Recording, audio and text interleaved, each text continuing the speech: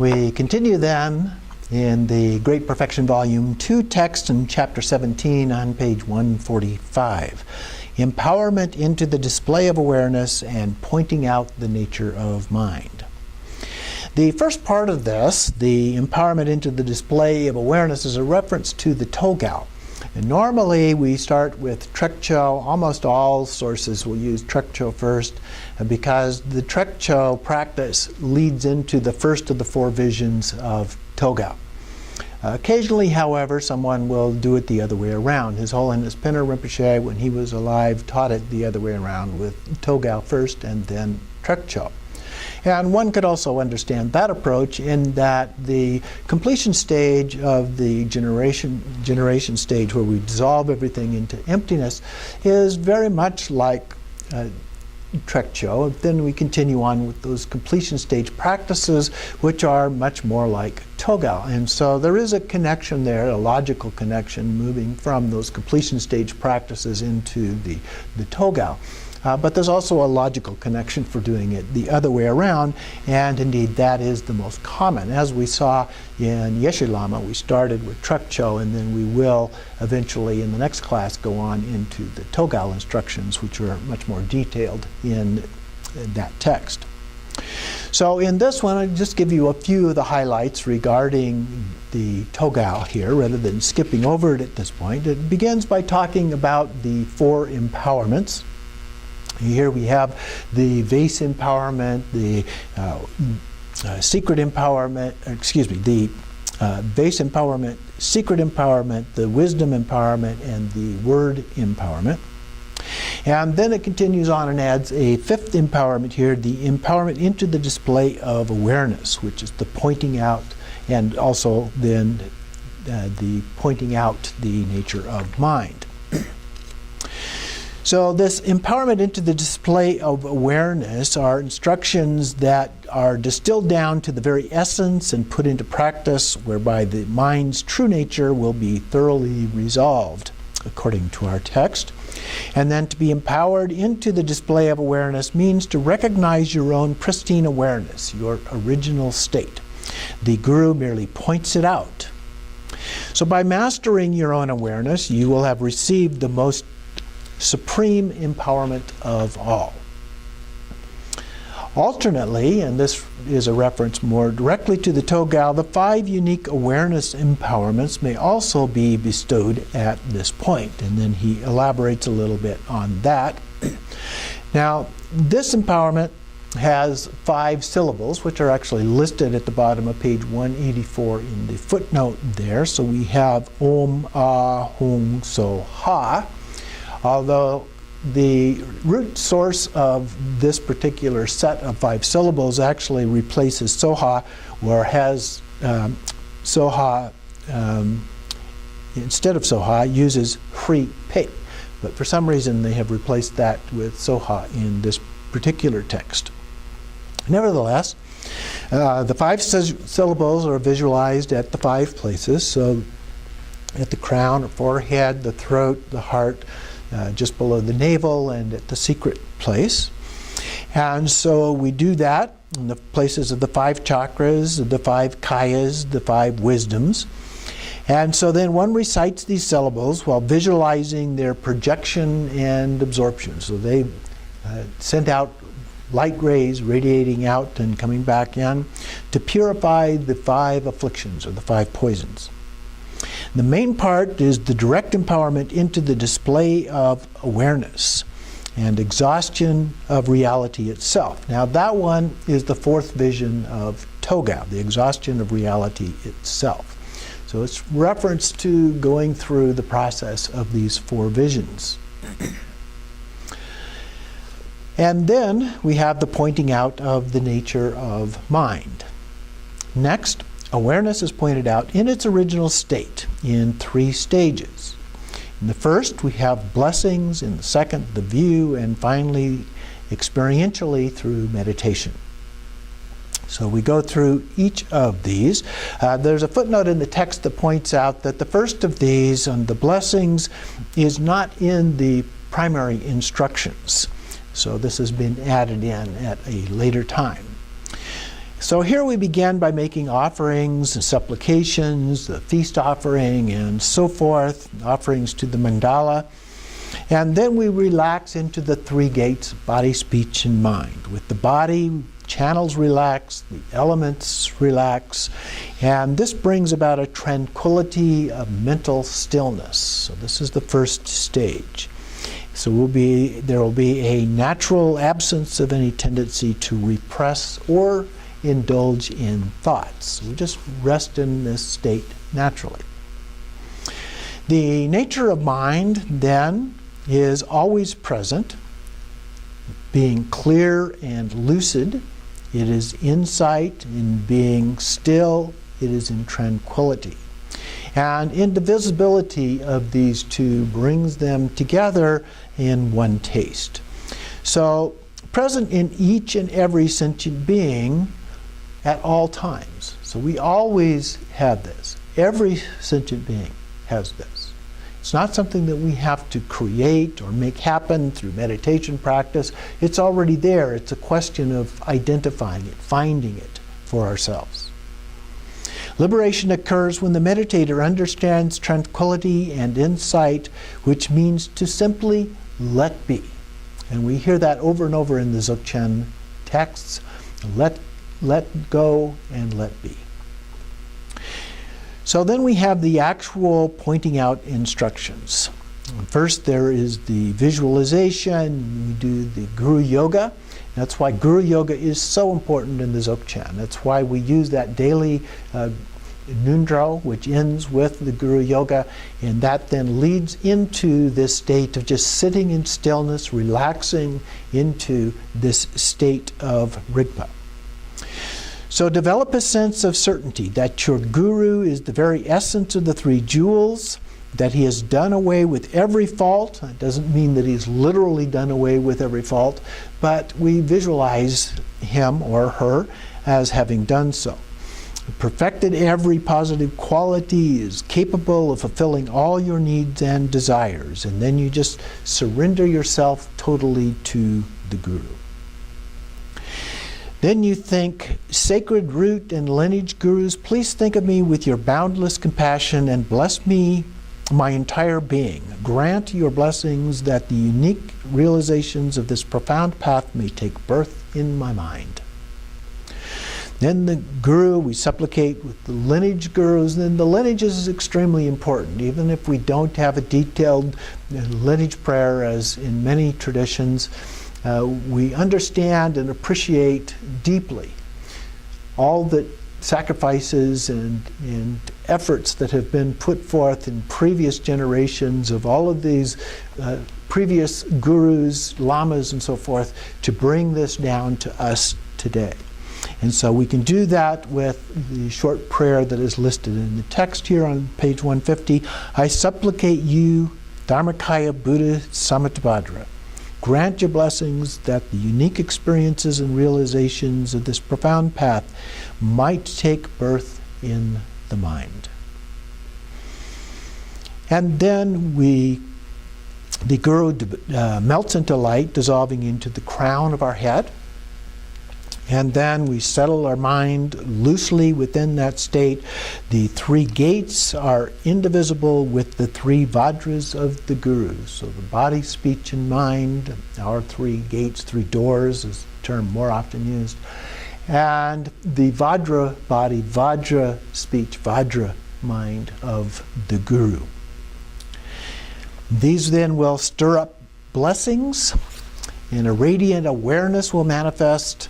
The innate nature will dawn freely and without fixation. Devotion will be liberated as self-awareness.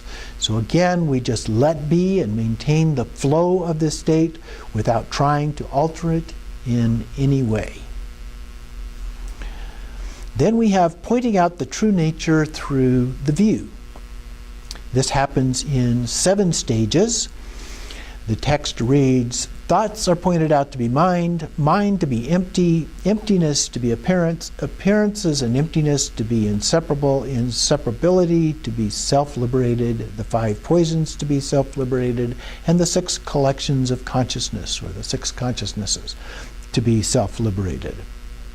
And then it gives a little bit of commentary on each of these. So the first one, pointing out thoughts to be mind. To begin, let your three gates be as they are. Let some phenomena arise suddenly in your mind. And then, just like the experiences in a dream, they appear to exist, but they do not have even an atom of true existence. So they will be perceived in a different way by different beings due to our karma. Each of us has different karmic considerations, so those will affect us and how we see things, how we understand things. They will appear to be separate. However, they manifest in one's mind. Thoughts are never anything other than mind itself. Subject and object are therefore indivisible. Hence, thoughts can be determined to be mind. In the second case, pointing out mind to be emptiness, the mind's existence cannot be established, nor can its non-existence. It cannot either arise or cease. It's neither permanent nor nothing at all. It cannot be pinpointed with precise descriptions.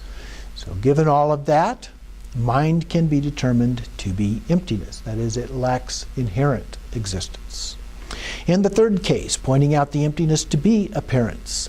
In essence, emptiness knows no change, yet its natural display is an unimpeded manifestation that can appear in any way whatsoever. So these appearances then are also emptiness. In the fourth case, pointing out appearance to be and emptiness to be inseparable, union of the two. Appearances as well have no other causes or conditions. They are the self-display of emptiness. The inseparability of appearance and emptiness is present as the very essence of discerning self-awareness. Number 5, pointing out the inseparability to be self-liberated. This awareness, this pure awareness, is vivid and free of elaborations, unconditioned and spontaneously present. Hence, it is self-liberated in the sphere of the three kayas. Number 6, pointing out the 5 poisons to be self-liberated. When anger manifests, look directly at its essence and then rest at ease. There is no need to eliminate anger. It is self-liberated as wisdom, as the wisdom of clarity, emptiness. Similarly, the 5 poisons arise. They will manifest in their essential and innate form. Passion as bliss emptiness, confusion as non-conceptuality, pride and envy as self-clarity. They will be liberated into the presence of the 5 wisdoms. Everything is self-liberated. And finally, number 7, pointing out the 6 collections or 6 consciousnesses to be self-liberated. Whatever appearances and thoughts happen to manifest, they will be seen to be devoid of inherent existence. The nature of awareness is such that it is beyond being bound or freed, free of elaborations, and self-liberated. So it transcends meditator and object, or subject and object here. So that gives us the idea of the first 2 of these ways of looking or viewing the understanding of the approach here in the Trekcho. The third stage then is the pointing out through meditative experience, which is divided into 2 sections. These are the instructions that are normally referred to in various texts as the pointing out instructions. The first part deals with natural stillness, and the second with natural radiance, or the play of wisdom. So in the first part here, we have the pointing out natural stillness within a state of absorption or meditation. So first, let your body remain motionless, being still. Keep your eyes still, look straight ahead, look into space with a sense of vivid presence, and remain untainted by thoughts. This present moment of consciousness manifests, yet is unidentifiable. So just let it be in the state of reality itself. So I'm going to actually give you the instructions here, so just follow along. So you want to sit up straight, you want to take a deep breath, relax into that state, 3 doors still as you listen to these instructions. Now listen, fortunate one, look without distraction at the naked self-clarity of this present moment of awareness. Do not indulge your thoughts or try to rein them in. Awareness cannot be spoiled by moral judgments or tainted by hope and fear. It is clear yet ungraspable, lucid yet without inside or out, wide open but without slipping into a state of diffusion. It is inherently radiant yet cannot be identified. It is transparent, expansive, and even. This naked state, just as it is the Dharmakaya itself, naturally luminous and unchanging. Simply maintain recognition of this ungraspable self-radiance. This is Buddhahood, pure and pristine. The Dharmakaya of unchanging self-awareness, vivid, vibrant, and clear, like a cloudless autumn sky. Rest like a mountain, steady and immutable. Rest like the ocean, still and clear. Rest like space, infinite in breadth. However still your mind may be, rest in that as the state of awareness. However your mind may manifest, rest in that as the state of awareness. Motion and stillness are self-awareness. Isolate their pure lucidity and rest.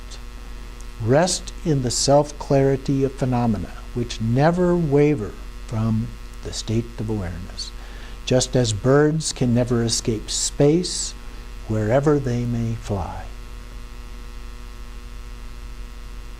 And now just rest in that state, natural state. We'll meditate like that for a few minutes.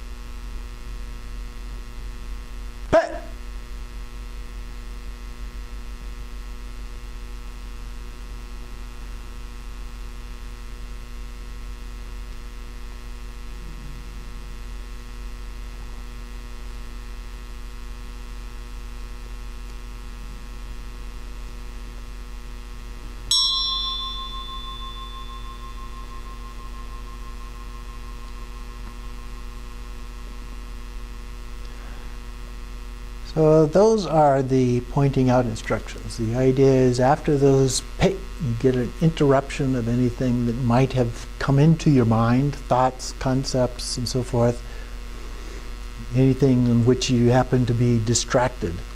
And in that gap, we're able to see the true nature of our mind, that pure awareness, that potentiality before we begin to perceive different things. And so we begin to expand that gap through our practice as it gets longer and longer, and get to the point where I like to talk about foreground and background. It's not in Dzogchen that you try to eliminate all thoughts the way that you might in basic shamatha, but you allow those to come and go, much like watching a movie.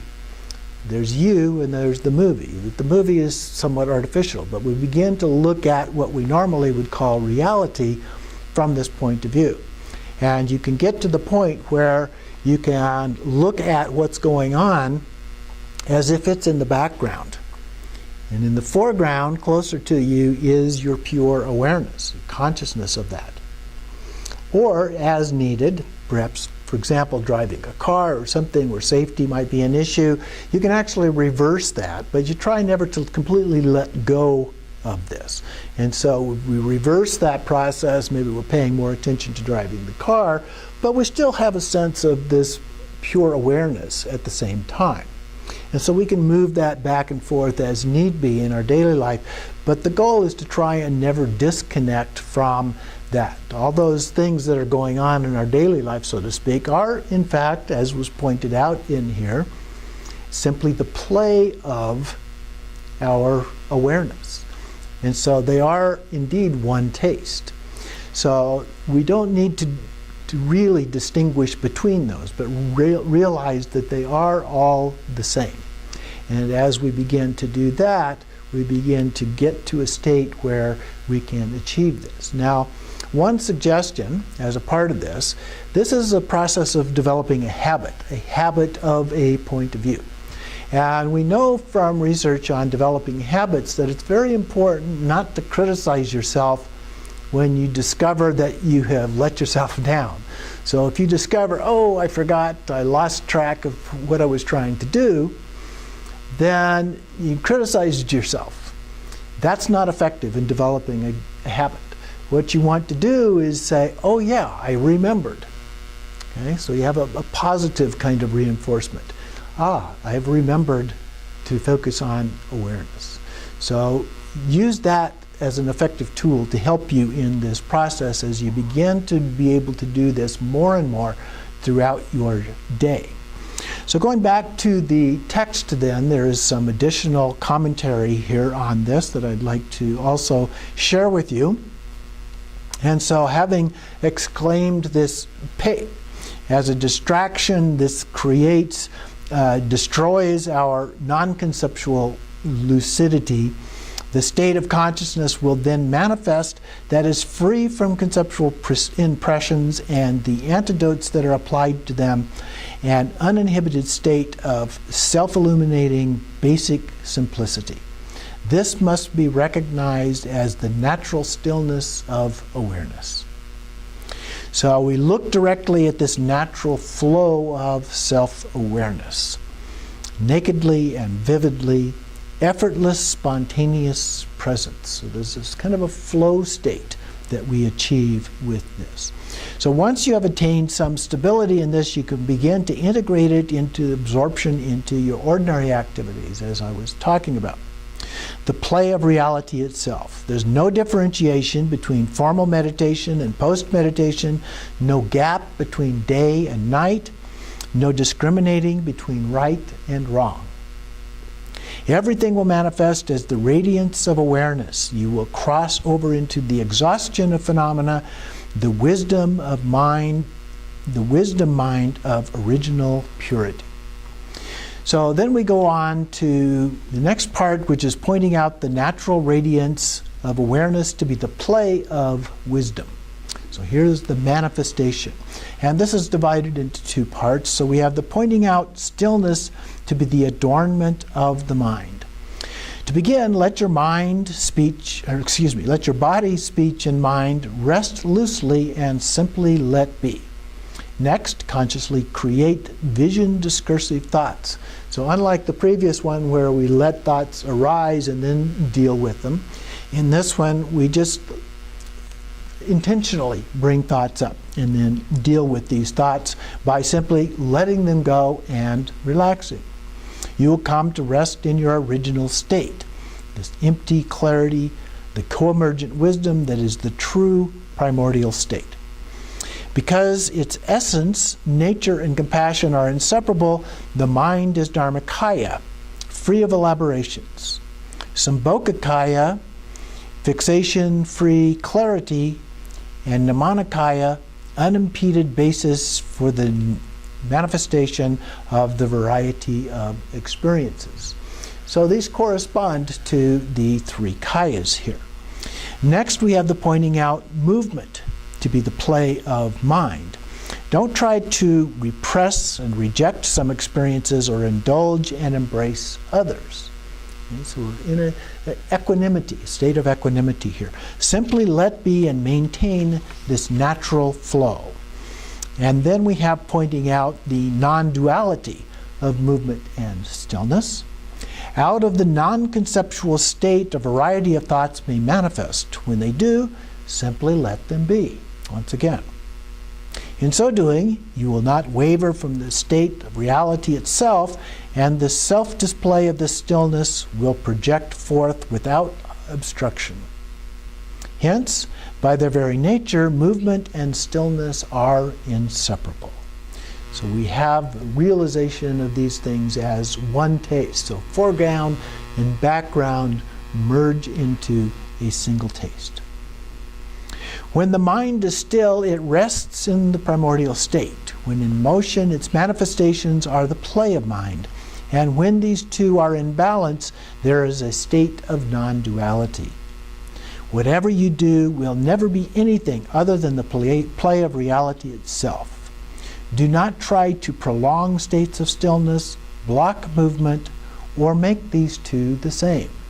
There's no intentional effort in this. We just let it happen naturally. Do not fixate on the mind as being one particular way. What has now been pointed out is the wisdom mind of the natural great perfection. So that includes our pointing out instructions in the Great Perfection Volume 2 text.